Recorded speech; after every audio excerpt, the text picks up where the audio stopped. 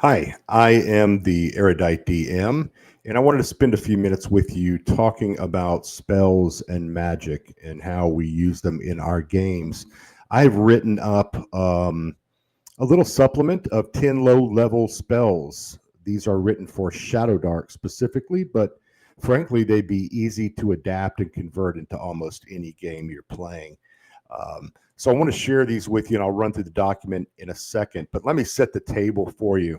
Um, my feeling is if I'm playing a wizard, or if somebody at my table is playing a wizard, or they're playing and using arcane magic, or they're playing a priest or a cleric, same thing, and they are calling on divine magic, that those are truly professions. And in my thinking, in my fantasy world, they probably served some sort of apprenticeship. They worked with a mentor, an older wizard or an older priest in a very structured setting that may have taken quite some time, maybe even years to develop.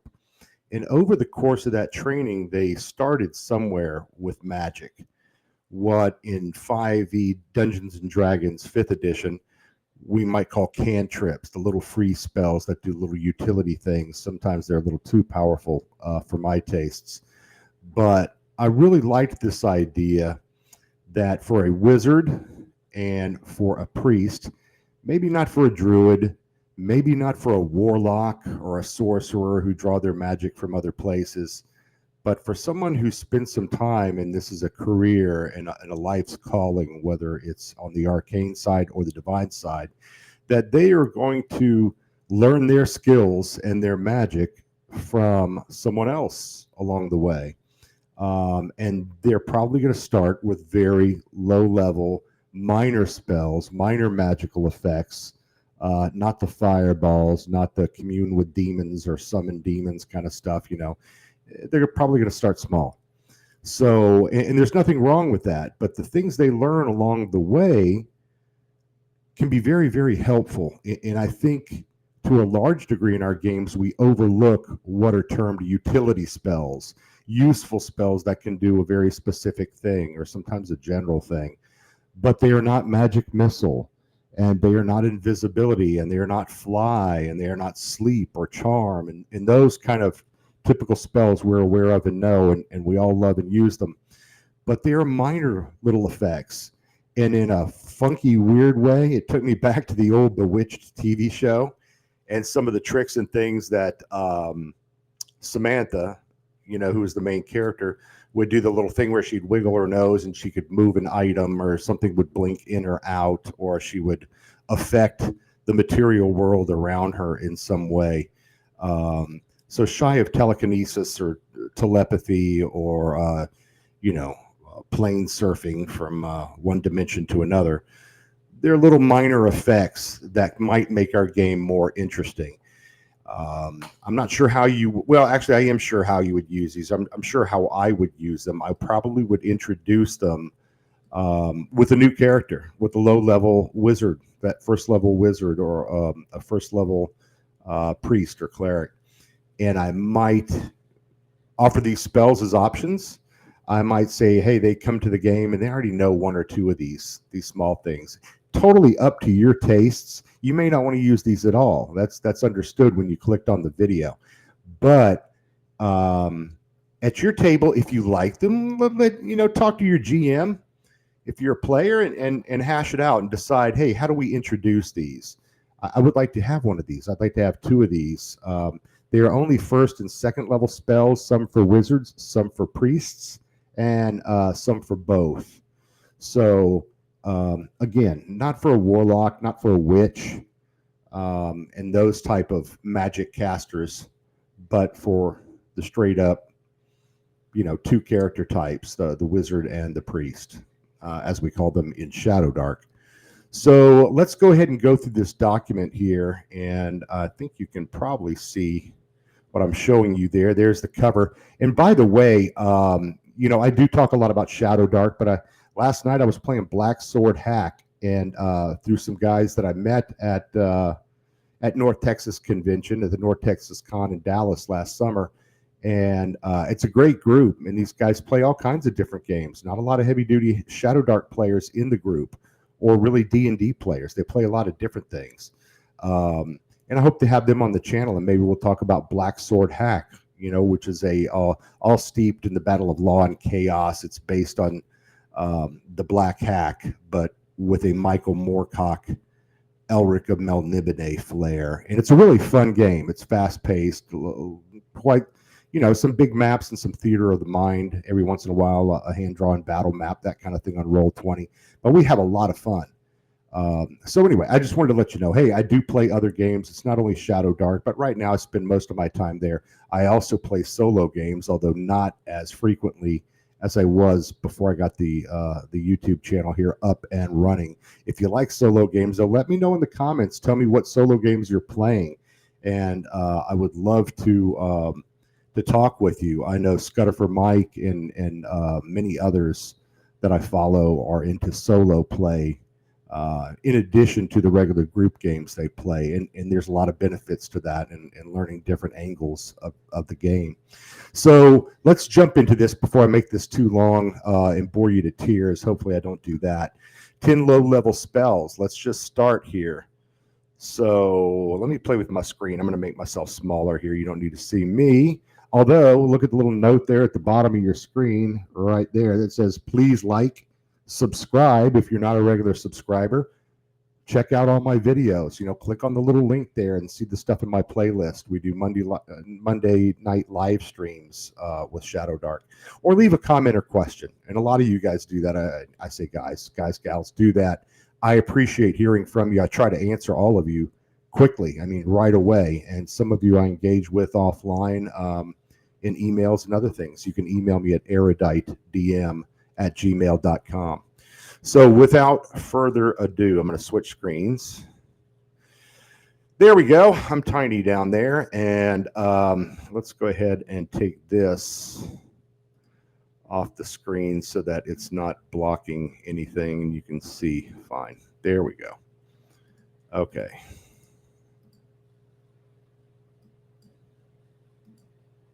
All right, now we're ready to rock. First spell we might call Zippo, but it is called Flick. And Flick is a tier 1 wizard or priest spell. It lasts for 3 rounds, and it works at close range, so within your immediate person. With a momentary focus, alight 1 fingertip for up to 3 rounds. The small yellow flame offers a little light, but it can be used to ignite torch, candle, or other flammable tinder.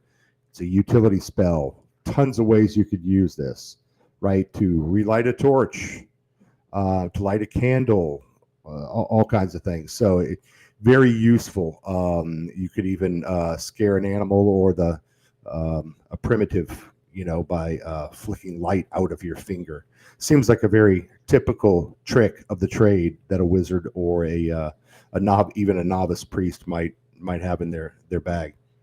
So the next spell is, I'm going to go left to right and top to bottom, is Puff. And this is a tier 1 wizard or priest spell. Happens instantly, and it works at near range, roughly 30 feet. You conjure a sudden burst of strong wind to push a person off balance, for example, or scatter a pile of papers, or snuff out a candle.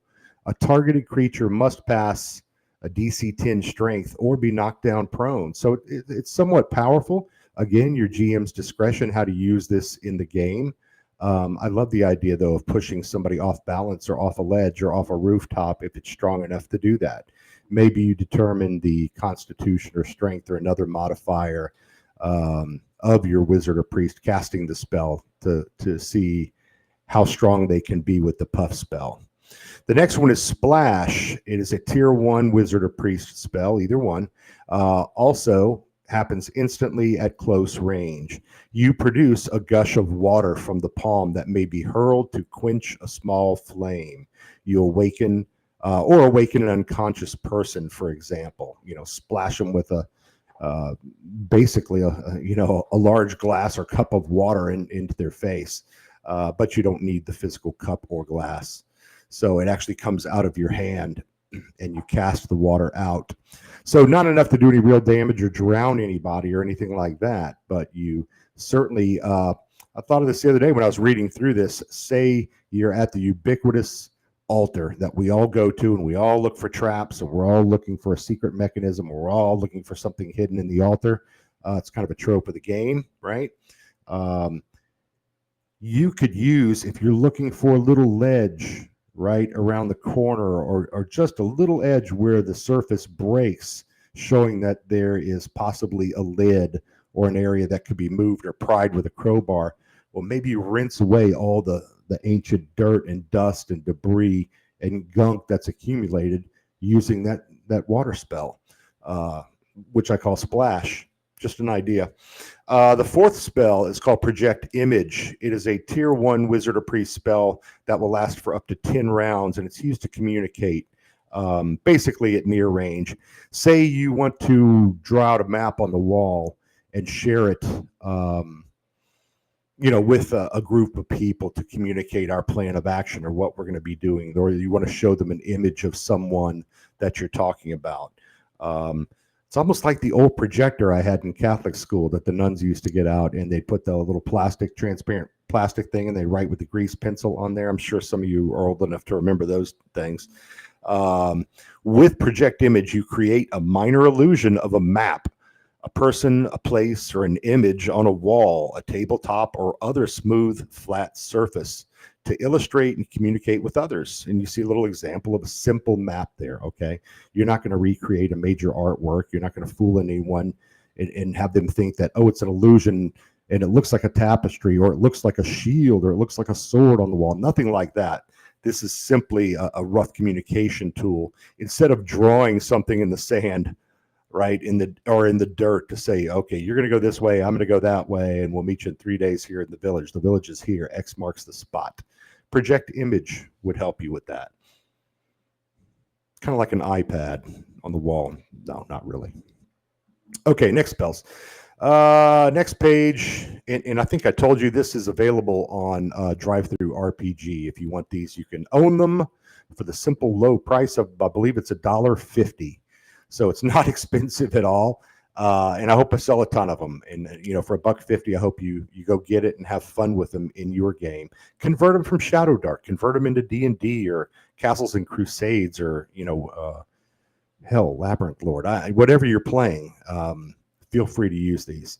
And I should say as a disclaimer, if any of these are similar to something that are already in, I'm fairly certain I've gone through the core rule book and did not find these. I even asked a couple of friends who've written other spell books for advice, and they're like, no, as far as I know, that I don't recognize these from those other books. So I've done my best not to repeat somebody else's spell here. Now, Whisper Ward is a little like Magic Mouth in the old days. That does not appear in Shadowdark. But if you're already using it in your game, and you don't want to use this one and stay with what you got, that's totally fine. It's a tier 2 wizard spell, wizards only. It is permanent until it's triggered. So it's just, the spell is just in place, sitting there waiting to happen, or it's dispelled with dispel magic. Works at close range. So you imbue an object or a surface with an enchanted mouth that delivers a spoken message up to 25 words. Make it more, make it less, whatever you like. When triggered by the approach of another creature or an item is touched. So maybe they put their hand on the door. Maybe they pull out the chair. Maybe they sit down at the desk and they open the drawer. Maybe they walk into the room. It could be lots of things. The message is audible up to near range and can be in the caster's voice or a mimicked voice they've heard somewhere before. So you can add that little touch if you choose.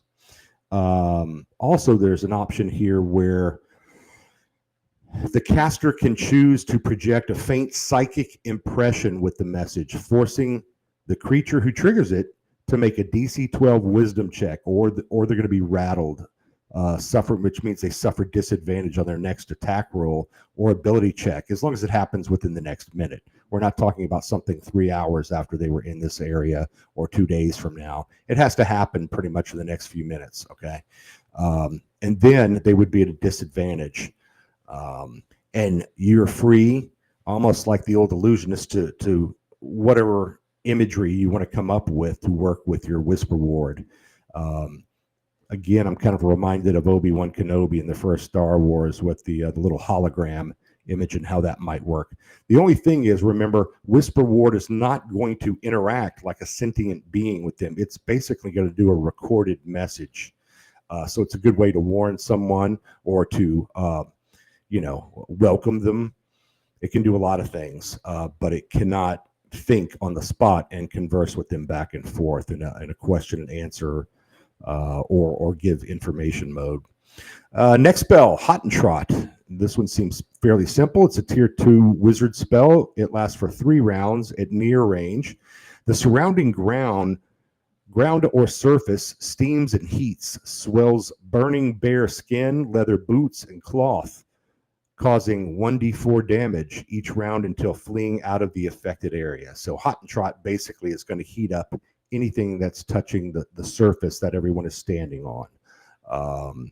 So that's a great way to maybe put pressure on a group attacking you, or a whole troop of kobolds, or really any kind of creature. I would love to do this and try it with a black pudding or an ochre jelly or something that slithers along the ground, and see that effect kick in. One thing I'm not listing here is if there's a limit on these spells on the level of creature it will affect. That's kind of up to you and your taste. I may change these and tweak them and re-upload them to drive through again, and you get the new version.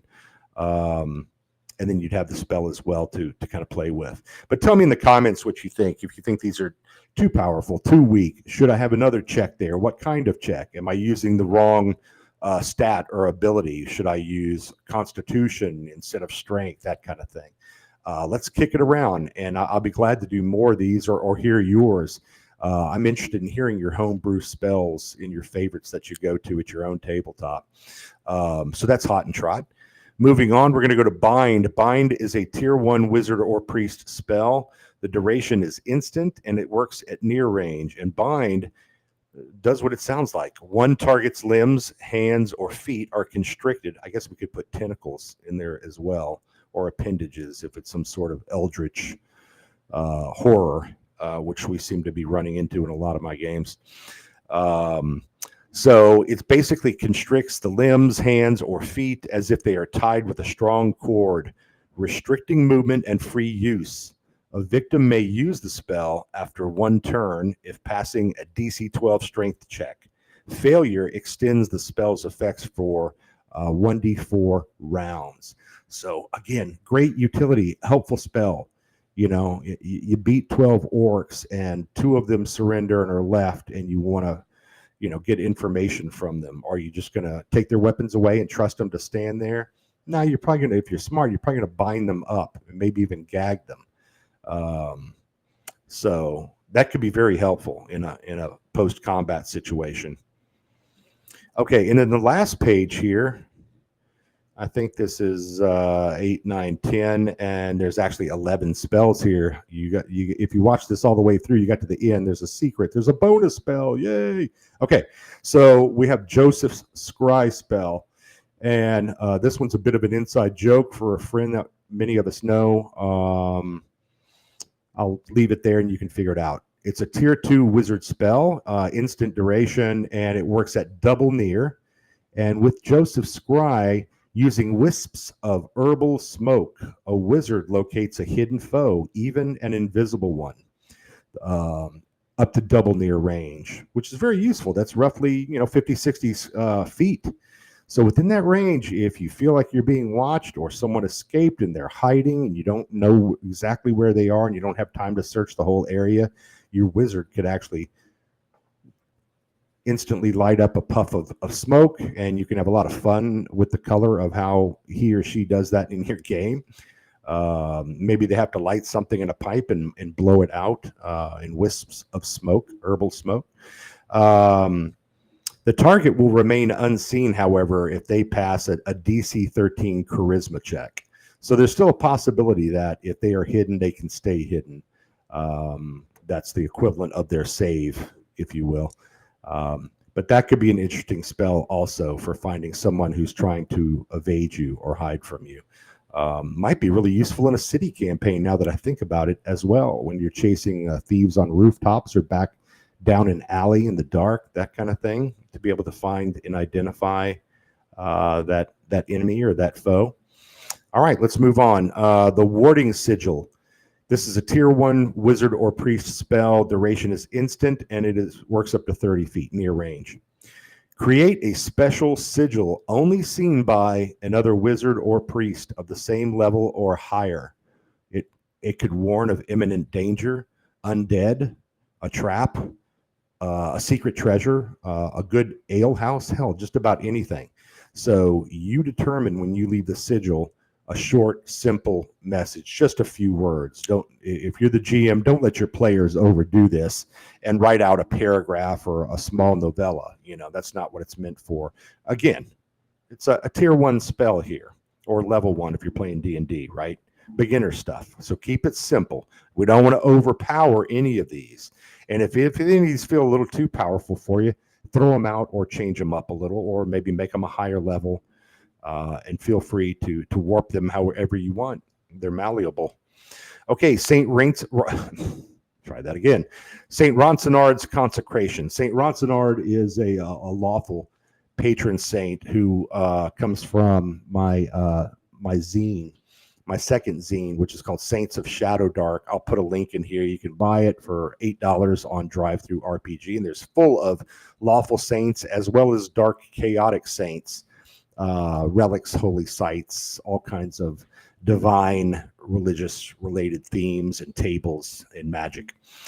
So St. Ronsonard comes from there.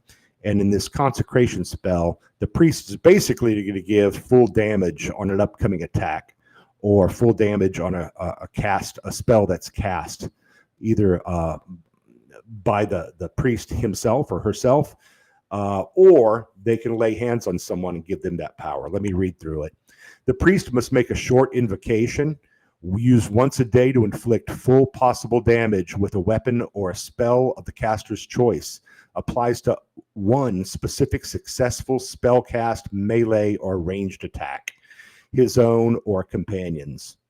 The spell applies to the caster or by laying of hands to pass the power to another person. So I hope I didn't make that too complicated. Seems pretty straightforward from my end, but I wrote the thing. So you're going to have a short time to use this on your next successful attack. So if you lay hands on the paladin has the next attack and they miss, that's okay. On their next attack that's successful, they're going to do full damage, just like it was a critical hit. Okay. But you can only use that once a day, and it shouldn't last forever. I put duration instant because it's going to take effect instantly, but you might say, hey, only within this combat or this particular battle, or 3 rounds, whatever you want to do with it. But I wouldn't let it last too long, just hanging out there. For one thing, it'd be hard to remember. Speaking of hard to remember, here comes our bonus spell, the last one. If you stuck with me all the way through this, and I appreciate it. It's Forget. Speaking of bad memories, so it's a tier 1 wizard or priest spell. Duration is instant, and the range again is near. So you have to be within 30 feet or so. You touch one intelligent creature to make them. Oh, I have a typo there. I'm gonna have to go fix this. That's all right. I think I saw a period where I needed a comma earlier, so I'll clean these up and load them up tomorrow. If you see any though, hey, I'm not above taking criticism for, hey, you got a boo-boo on that page. Let me know, and I'll fix them up and clean them. I may send you a free copy. How about that? That's one way to get editors to help you out.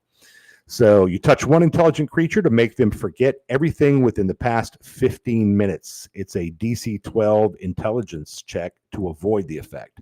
So might be a great way to have the villain or a guard or someone who saw you or questioned you or you engaged with an NPC. Again, kind of the Jedi mind trick thing, now that I think about it, where you kind of in the old hand wave business there, where's my hand? Oh, I got to come way up here to the camera. It's the old mind wave thing here. So you wipe their memory for a few minutes.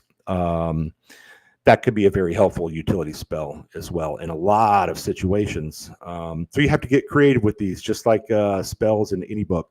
I'm going to leave you with one thing here. Again, go find it on drive-through. Like the video, subscribe if you're new here and you like my channel. I talk a lot about Shadowdark stuff, but like I said, other games as well. But one thing I want to mention before I get out of here is a booklet I've used, and there are several. I mean, there's several people just for Shadowdark, but there's all kinds of other tomes of magic and expansions of spells. Some of them are ridiculously huge, 300 spells kind of things. But with a little research and digging around on drive-through or itch.io, you'll find some spell expansions. The core rule book of Shadowdark really didn't have a ton of spells, and that's okay. The base spells, I have no complaint with. I think they're a good mix. My only problem is most people think of their priest or their wizard through the veil of how useful will they be in combat. We view everything through combat, and I think that's a mistake. There are all kinds of other things that a wizard or a priest could do and should do and need to focus on beyond just, how can I contribute in combat and become another fighter? It kind of defeats the purpose in my mind. So tell me if I'm wrong, argue with me. I'd love to hear what you think about wizards and priests in your game. And the thing I was going to tell you, the book I was going to mention is Novice Magic. Chubby Funster is a friend of mine. You might see him here. He played with us last Monday night on the live stream. He's a lot of fun. He's a good guy. But his books are really sharp if you're playing Shadowdark, and they're really his PC companion, his player's companion, and his GM's companion are really useful assets, and his prices are really low. So, he's doing well and selling a ton of stuff right now. And check out Shadow Rim, his contemporary setting vampire game in a big urban city. That sounds really cool. I've read it. I've listened to the videos and all that. Did the Kickstarter, but I have yet to play it. So Chubby, if you're watching this, please, ping me next time you need some players. I want to try it out.